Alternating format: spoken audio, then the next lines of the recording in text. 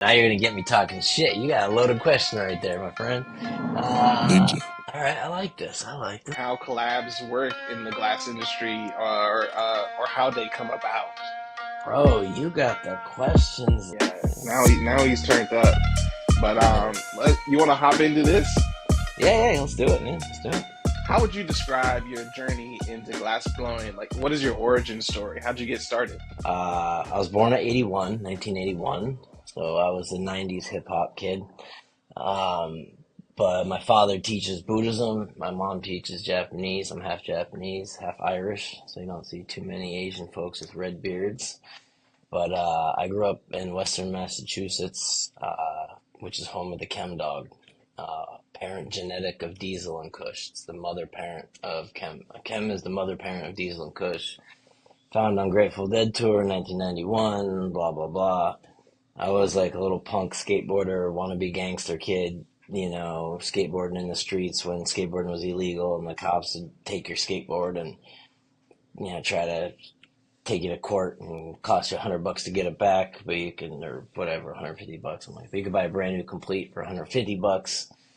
And since I was a minor and they can't touch it, you know what I mean? I was that kid, right? I was like, just step on my board and break it right in half and be like, fuck, take it, fuck you. Yeah, I'd run away as fast as I could, whatever. Game of cat and mouse kind of shit. And smoking weed on the park benches and all that stuff. And so I grew up with the younger generation of the actual Chemdog family. Big G, Chemdog, the real Chemdog, Big G, and Bundy. They founded the Chemdog in 1991 on Grateful Dead tour.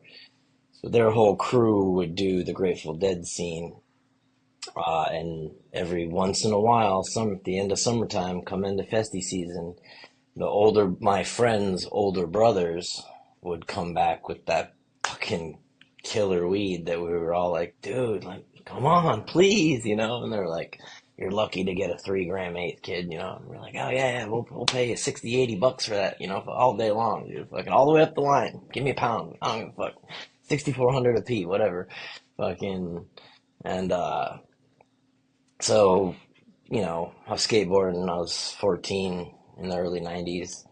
11 to 14, whatever, running around skateboarding, doing all that kind of shit, and selling like swag weed. I'm talking like get on a bus to Texas to see my cousin and get a brick, like a red brick of fucking Mexican weed that was like $100, but weighed a pound, and sell it, for $100 an ounce, kind of shit. And then, those guys had the good weed, and then graduated into they call it hydro, or beasters is what they called it back then. It was the Canadian hydro bud that would come over the border, and I would double it up, trade fucking, and then I started growing, right? So I was a grower, and I'd get, if I was lucky, I'd ask my friend to get his older brother, ask his friend to get me a clone, because Chemdog and Jerry Kelly, all the, those guys who now actually are all in my studio in Western Mass. I got a big studio, but we can get to that in a minute. Um, they were like when you're growing up as a kid, you're a little kid, and they're 10 years older than you, right? And you're not allowed to meet the older guys that got the good plugs, right at that age. So, I grew up with the younger siblings, and at that time, Jerry Kelly, who another big glass guy in the game, he taught Coil, he taught Joe P how to make his honeycombs. He taught, I don't know if he taught Elbow, but Elbows we're all from Western Mass. Peter Muller, all those kind of, we're all sort of grew up in the same neighborhood, went to the same schools, all that kind of shit. And so I grew up with Jerry's little sister. And when he was out on Dead Tour, she would make these little, like, spoon pipes, just spoons, wrap and rake spoons or whatever in the 90s. And he would come back and he'd buy them, give her cash, buy them all. And then he'd go back out on tour or whatever. And, I was just getting into growing. I was young and all that. And so when I was out of town, Jerry's father would always tell his sister to go get Hubbard's weed. Like, I just get weed. I want Hubbard's weed. If my son's not in town, I want Hubbard's shit. So I would hang out with his little sister, and I would hang out with his dad. His dad was, getting old before he passed. Um, and we'd hang out in the basement, smoke weed, and she would blow glass, making these pipes for Jerry, working for her older brother. And so pretty much, we're hanging out, getting stoned, whatever. And she makes like, whatever, six, seven, eight, nine spoons, and whatever. We're just hanging out. And I'm like, wait, you're telling me your brother pays you 10 or 11 bucks for each one of these? And she's like, yeah. I'm like, wait, and you just made like six, seven, eight of them in an hour? She's like, yeah. I'm like, you're telling me you're making 60, 80 bucks an hour? Fucking while we're hanging out getting high? you know? So I was like, I was 14, 15 at that time. 1997, I think I was 16 years old. I was born in 81. I was, yeah, 77. I was either 16 or turning 16 or something like that. And, I said, can I try it, please? Please, pretty please, She was like, yeah, careful. This is hot. This is dangerous. A lot of people, don't get hurt. It's going to be crazy. It's going to be like juggling wet honey, like you put honey in the microwave and think of that, or some shit like that, right? I was like, all right, and he had pulled points. He would do the prep. He would pull the points and spray it with fume and leave her with a pile of pulled points and a pile of already pulled filigree. So he'd leave her with the prep, and she would just boom, boom, boom, stripe them up, make the spoons, do the whole nine, finish them up.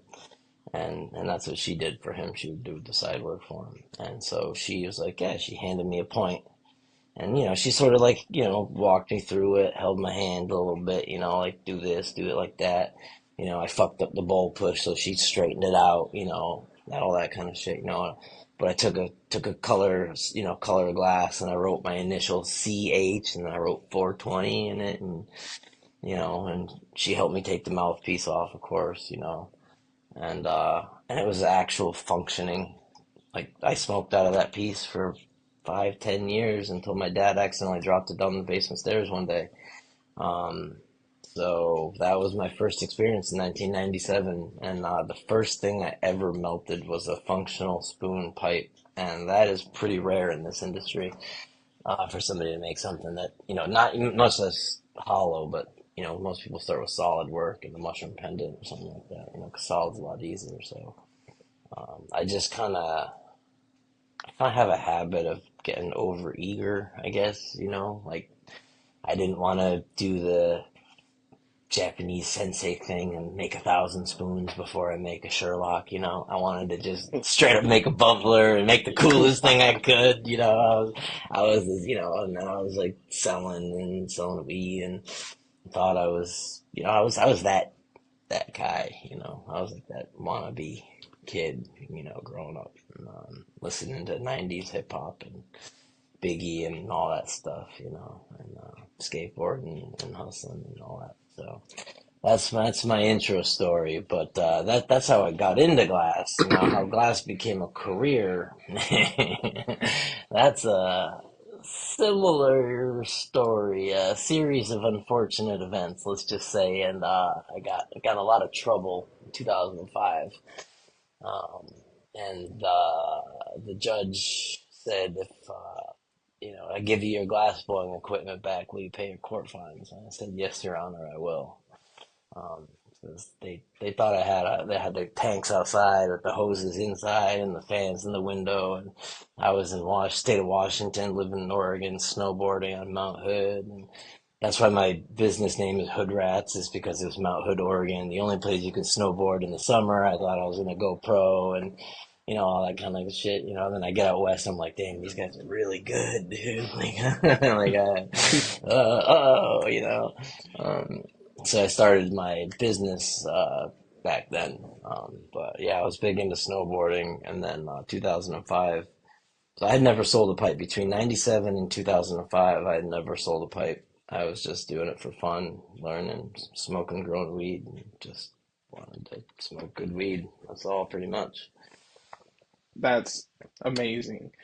Um, I remember you saying that you were heavily influenced by that early 90s, early hip hop, skater grunge type stuff. Yeah. Who, how do you bring that out in your art? How do I bring that out?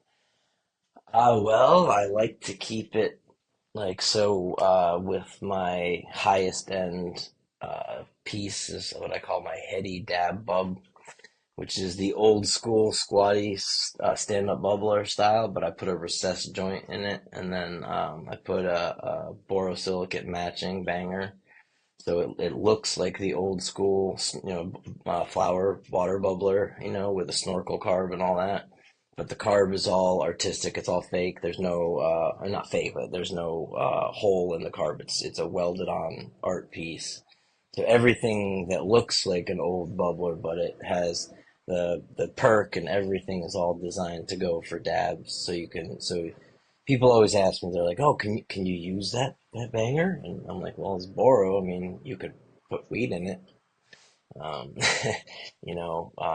But I recommend people use quartz, obviously, for because of the thermal dynamics of it. But yeah, so that I For like I sure, for like to sure. keep it old school with old school flavor, new school function kind of thing, So For for sure. I was thinking more of when you brand some of your pieces with the Wu-Tang W. that's not a branding thing. That's just because I'm a big fan. Yeah, Who's no. your who's your favorite Wu-Tang member? Ghostface Killer, hands down. Ghostface. That's a That's solid one. That's a solid one. that's a quick answer. My wife is even in my phone. She's called Ghostface Liz because when I first met her, I was like, we were both big fans. As Wu-Tang influenced you in your life, who are there some other glassblowers who've influenced you as well, or that you looked Oh, up to? oh, 100%, absolutely. So, like I said, when I was a kid, uh, I had never seen line work or wig wags or, color vac stacks or the vac stacks wasn't even invented when it was Banjo and Fro, they were doing a swipe on encasement technique. And so I met Fro in the early 2000s. He was renting a bench from Jerry. And I had come back from Oregon to take a class specifically on how to make hammers. So, like, throughout my college years, because both of my parents are professors, at a college that we're all in our hometown. Like I said, my father teaches Buddhism, my mom teaches Japanese. I grew up in temples, so I totally shied away from like a kid rebelling against his dad. I'm like, fuck religion, no, cool with that. So, um, but looking back on it now, I'm very grateful. I'm just I just I owe my parents a lot of paying it forward. Let's just say that. But I'm sorry, what was the question? Other artists, yeah. So I came back. So in my college years, because I was basically fucking off in college, so I dropped out after ninth grade. I spent my whole ninth grade in juvie. Because of my grades in juvie, I made it to my sophomore year, and then immediately the principal took my beeper, and I was like, "Fuck you, I quit." And because my parents are professors, they're like, you're not allowed to quit. But if you get your GED, that's like graduating early. And I was like, okay. So back then, getting your GED was a easy thing. That's not. I don't think it's a little bit more difficult today. But yeah, passed my GED with flying colors. I've always had good grades, and that wasn't the problem. It's just I wasn't interested. And because they're professors, I had to maintain a full-time enrollment in order for health insurance, to keep my health insurance benefits. So basically, I fucked off in college until I was 24. From 16 to 24, I changed my major from, first I was a graphic design major because I wanted to use the lab to make snowboard videos.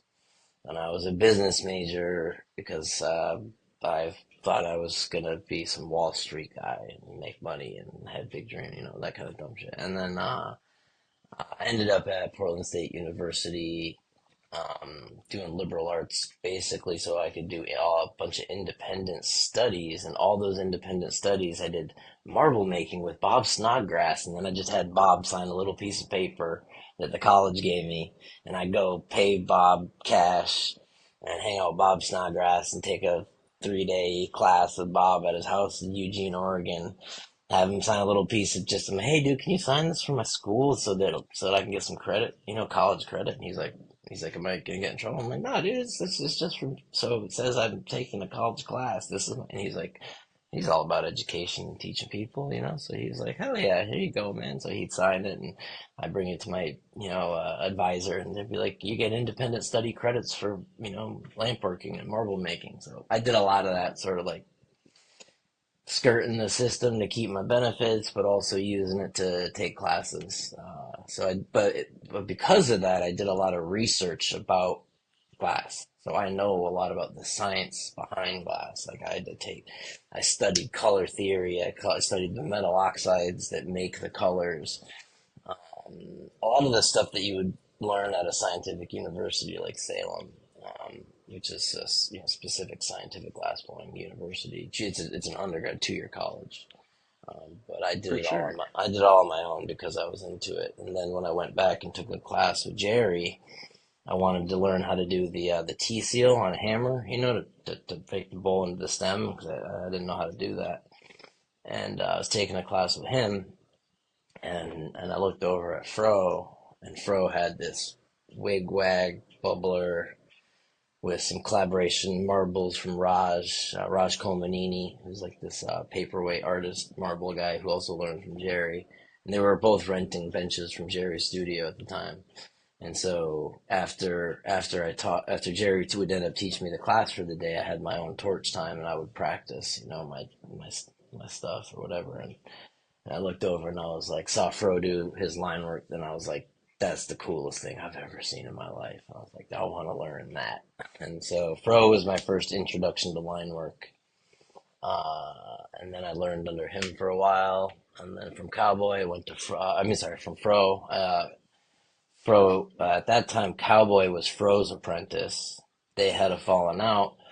Cowboy kind of put forth more effort, let's just say, and his work was a lot cleaner afterwards. Fro, he has no shame in admitting it. He's really good at what he does, and he's fast, and he makes a lot of money doing it. But he's quick, so he doesn't uh, put forth the effort to make things flawless for really expensive pieces. But he has no problem, and he's definitely. I would say there's not another artist out there that is as good for as well priced work in that style, that genre of line work. There's nobody that you'll find that has more talent for a better price than Mike Fro, hands down, without a doubt, to this day. How uh how can you tell the difference between a piece that may not be expensive and a piece that is very expensive just from can you tell from looking at it, or is there like a process that a normal person would be able to notice? Well, now you're gonna get me talking shit. You got a loaded question right there, my friend. All right, I like this. I like this. All right, you can not edit this. I'll talk shit. Okay, give me a second here. So, the price. How can I tell the price of a piece by looking at it? Do I get to know the artist's name, or am I just blindly looking at pieces and the price tags and seeing if they're worth You're it or not? just you're just looking at pieces. It could have been made by anyone, even a small person. So I don't know. I don't know who made it, and I'm Not at looking all. at. All right. Oh man, that's a good. I get this. I get asked this by shop owners a lot. Actually, I can tell hands down if a piece is clean by the welds, by the wig wags. There's even if the wig wags aren't tight, there's certain like Chris Carlson. We call it Carlson-esque. He specifically makes a very montagey style of line work. You know what I mean? He does it on purpose, but his shaping is flawless. You know what I mean? His work is gorgeous. His line work is like, but it's intentional. You know what I mean? It's like Jackson Pollock, right? Like he's like you see Pollock and you're like, what? Anybody can do that splatter paint shit. What the fuck? But so like patterns, and some people will do patterns that may not be appealing to the eye so specifically wig wags have a specific intention, and that's to wig it, wag it, right? And so when you do a wigwag, right? You have this. So say here's the band, and you have sections that you're stacking, and this is your wigwag section. You want the peaks and the valleys all to meet, right? So you can tell if you see Eugene or Nady Love, you can see all of those peaks and valleys are perfect all the way across. But if you got a piece that's like,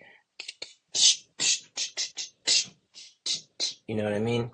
That's not, he did not do that on purpose. That was by accident. And it's a challenge every day, so that's why specifically I like wigwags is because I like to challenge myself. Um, and there's also ways around it. But as far as telling how expensive a piece is, I can see welds, the cleanliness of like the shaping. Besides it, there's some guys that have really good shaping, really clean line work, really clean flips and fillas, but they don't understand like design concept.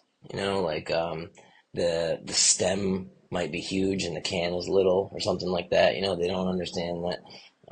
In general, unless you have like a big beaker bong or something, but in general, you want about a spoon's length away. Like say you're smoking a spoon pipe, you want about a spoon's length away from, you know, where you're gonna smoke it, right? So, however you're, unless it's an intentionally like you're a bong, a beaker, or something that's like that. But like, so you can tell by how I can easily tell how experienced an artist is. I can tell by my fellow artists, like some of my fellow much more famous than I artists. I can literally tell if they were on drugs that day or not. Um, I can tell, like, I can be like, dude, he was fucked up that day, man. You know what I mean? Like that, what? Like I can tell he was tuned up that night. Um, so, but so as far as pricing goes, man, that's a fucking, so you can't put a price on art. And, Scott Deppie told me one day, he goes, there's no such thing as too much money. Um, so there's a lot of things that go into that. There's hype, reputation, names, all besides skill, right? So but the question was if I looked at a piece, right? I can tell if a piece is clean and if it's worth the price tag. Um, and I'll be honest, there are so many kids out there these days that are so good. These kids these days, they have the resources we never had coming up. So, I mean, I can go into the history of glass, literally glass blowing itself, not borosilicate glass, but glass blowing. So I just went to this exhibit at the Miho Museum. It's gorgeous, but it's called Ancient Glass. And you could just Google it. It's at the Miho Museum.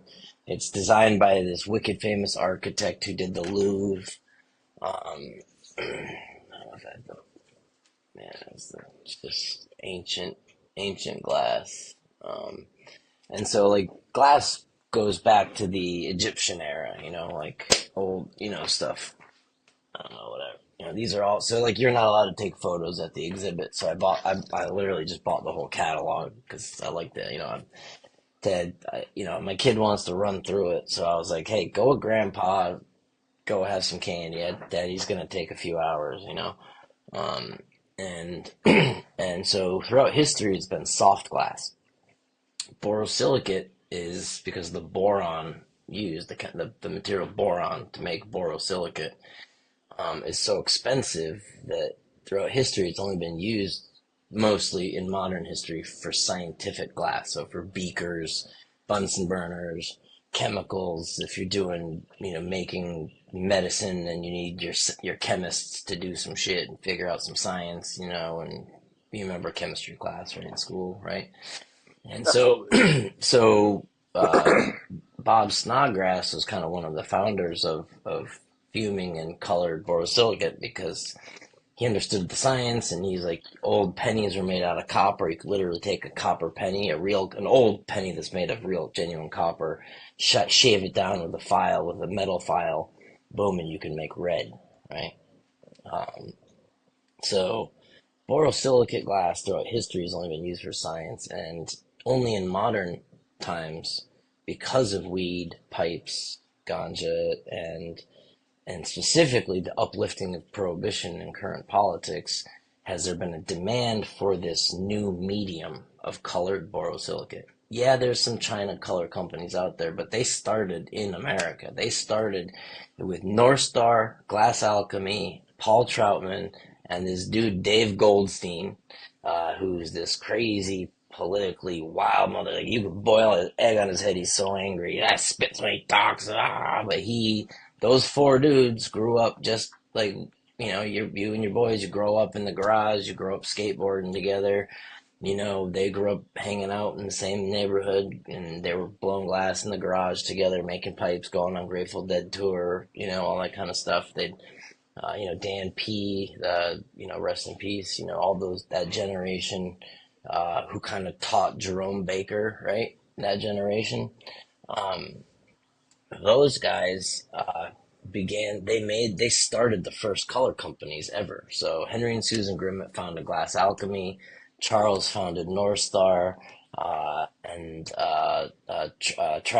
Troutman started TAG, Troutman Art Glass. And then Dave Goldstein never founded a color company. He continued. He redistributes raw materials in Portland, Oregon, and sells bongs. He does the Frit Perks. I'm sure you guys have seen him.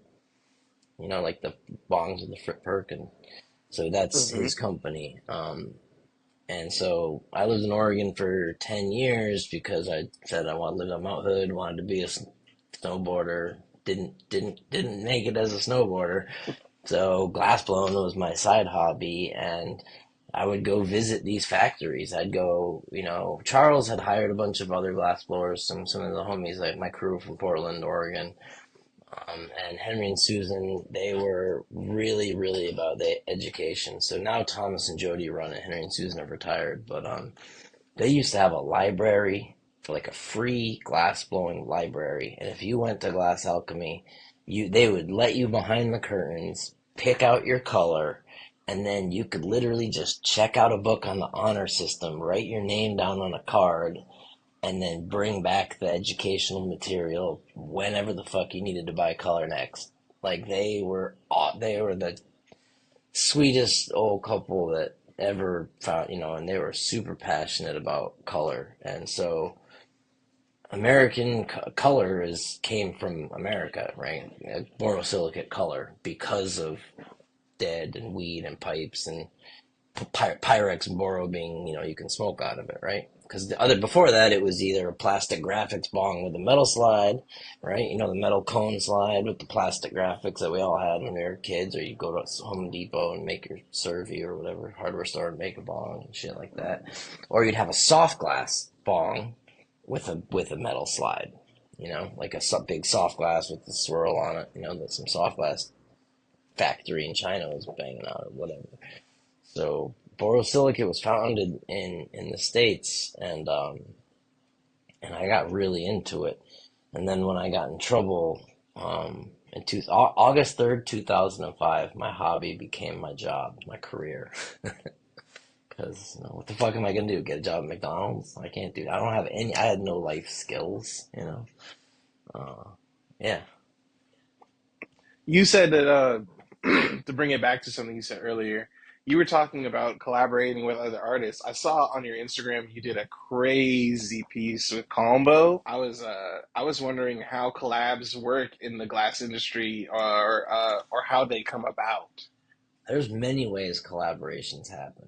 Sometimes people want to jump on somebody because they're hot, and so they'll make them some prep and they'll send it to them, and their name will grow with the artist who they send their prep to. I won't name any names, but there's obviously some drama. You guys, the Graham knows about that, and they can call out whoever they want. I have no problems with anybody in the industry. You do you. Everyone's got to eat. So, hate the game, not the player, kind of thing is how I feel about it. In regards to other people's methods for collaborating, But me personally, I do not do collaborations with other artists who I don't know or I'm not friends with or don't have a personal experience with. So I very, very rarely do something through the mail, and if it is through the mail, it'll be with somebody who I have a relationship or a past relationship with.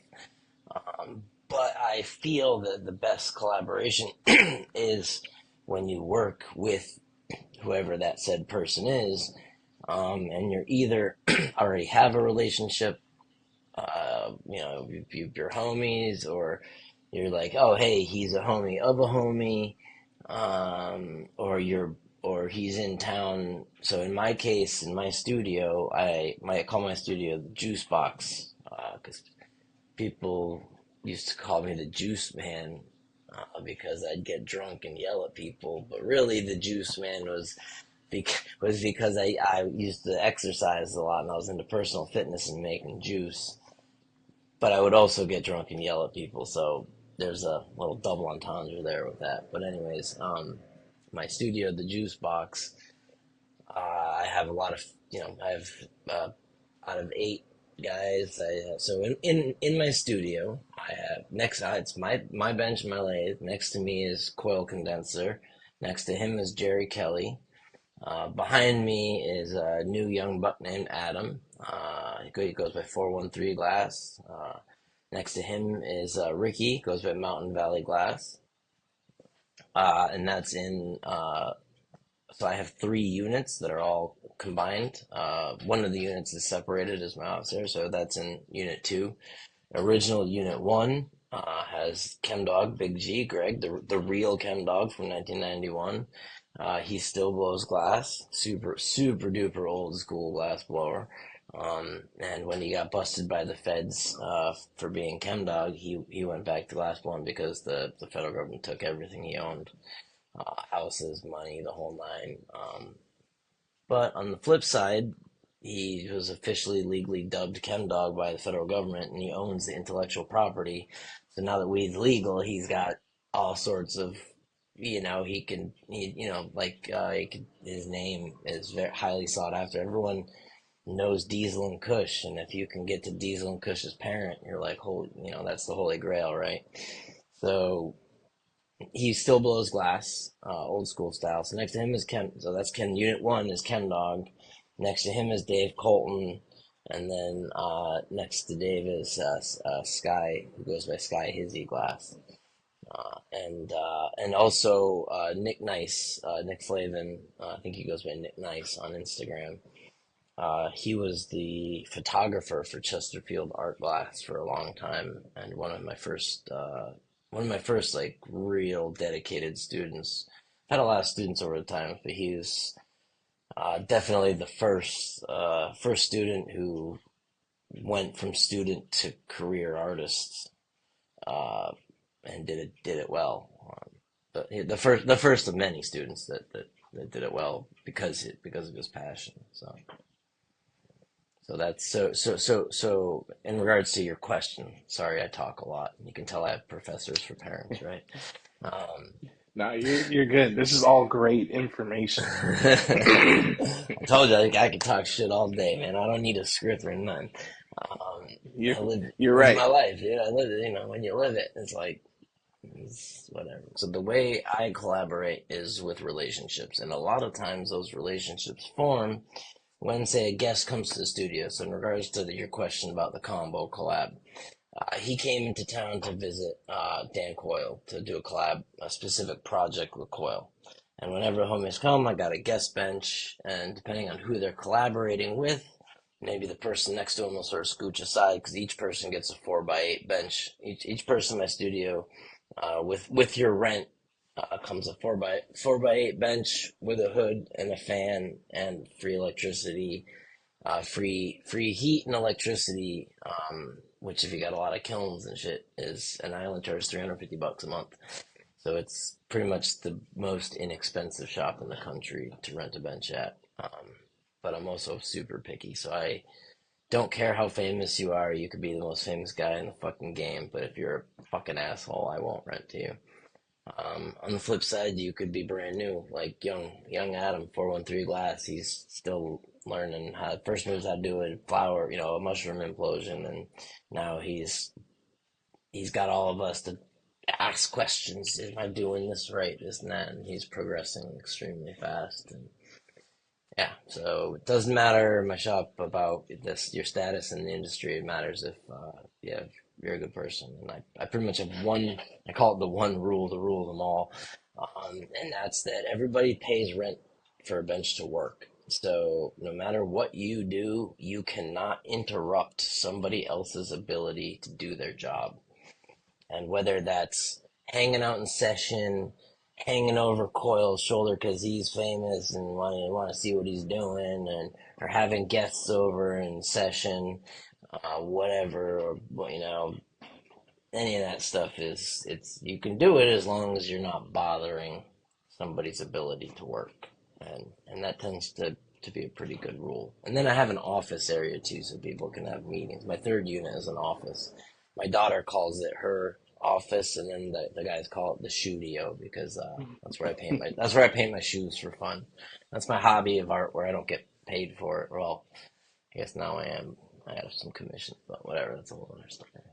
You can find that at Hubby Kicks. Yeah, hubby kicks. What makes a great heady piece to you? Aesthetics and functionality. That's a pretty simple answer. So, and that's a personal preference to everyone. So everyone has their own personal preference. But for me, I personally like flour these days. And I'm like the guy that'll take the calyx, just little calyxes apart and all little stuff, and I'll pack just one little hit of green. So I want like a chillum size, and I want a small, not a small, but like a mid-size flower water pipe. So like a mid-size hammer water pipe is my no, not not like something big or bulky, not something like micro, but like something that you can put on your coffee table. It pretty much it just you hit it one green hit and you throw the rest away. Um, and that's what I prefer. And I also prefer like a more of a glug kind of like a glug kind of chug, where some people prefer like a flutter, but to each their own. So I would say, aesthetics and functionality makes something heady, and that doesn't matter who it's from, man. Other people, other countries make good shit too, man. I don't hate on the imports. I'll tell you that right now. I do not hate on the imports. The most If the most expensive knockoff next to Mothership was mine, so I was like, I took that as a badge of honor. So fuck that's it. fire. Yeah. If you could smoke out of any piece that you've worked on, which piece would it be? My grow lights. My grow lights are some of my favorite, most fun pieces because when I grew weed, everybody's watering their plants. Everybody hits their head on the fucking HID lights. I guess people use LEDs now. I'm retired from I blow glass to support my family, so I'm retired from the illegal hustle. I still hustle, toys and shirts and merch and other shit, whatever. Yeah, so my grow lights, I made them so that I made them just for fun. So and it's a fully functional grow light. The hood is made out of borosilicate, and on the side it has like a Swiss perk, like a Nate Dizzle style Swiss perk, and it's got hookah hoses, and then it has a nectar collector style mouthpiece, and then the hookah hose. So when you're watering your plants, you're like, hey, I'm watering my plants. You can pull the light down, right? You could use the hookah hose to dip the gas pump from like nectar collector into a fresh cup of cold water, suck up the water till you get the right amount of water chugging. Then you heat up the nectar collector style, do your dab, right? And then you can spit the water out of the piece so you're not like having like stale, hot, grow light stank water. Put the pieces have like little hooks on them, so you put the hooks back on the chain, pop the yo-yos back up, and then get back to watering your plants. So, That's fire. so hands down, that was the most fun piece to make as part of my life. What's something someone should know when they buy a Chris Hubbard piece?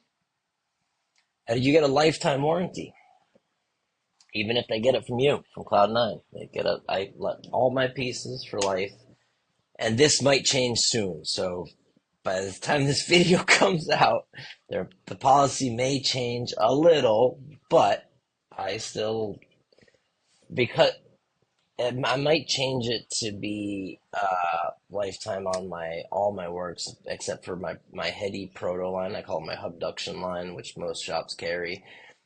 It's Heady. It's also I consider it production because I it's the same model, same price point. I do 5 packs, red, yellow, green, blue, purple, and I have rigs, flower tubes, and Puffco slash whatever you want electronics. I do Cartas, whatever Evos, they all just depending on the measurement. But that style, the Hubduction style, I'm proud to say that I've made well into the thousands of them, maybe even tens of thousands of them, and I've gotten back less than I can count on my hands. So, for repairs, and usually it's a tragic accident where someone's dog knocks it off the coffee table. So, I do. Lifetime warranty doesn't mean you're gonna get a brand new piece if you break it. Okay, lifetime warranty means that for the life of a Hubbard piece, if anything happens to it, glass is special to people, right? People buy a piece and they hold it dear, they cherish it, they have memories, like it's like a ritual, right? So I'll do the labor of the fix job for free. I have people that say, clean it, send it to me clean, please, fucking clean it. Do not send me a fucking dirty piece. That's not my job, is to clean your glass. Um, Send it to me clean. Send a prepaid return shipping address. And if it's for like a joint, I need like $5 or $8. Give me $10. Do me a solid. Give me $2 for extra for the whatever. But pay for the materials, and I'll fix it for free. No problem. For life on all my work, guaranteed. So Well, all I can do now is say thank you for your time and even participating in this for us. yeah. Thank you, Cloud9, for your support. I appreciate you guys, man.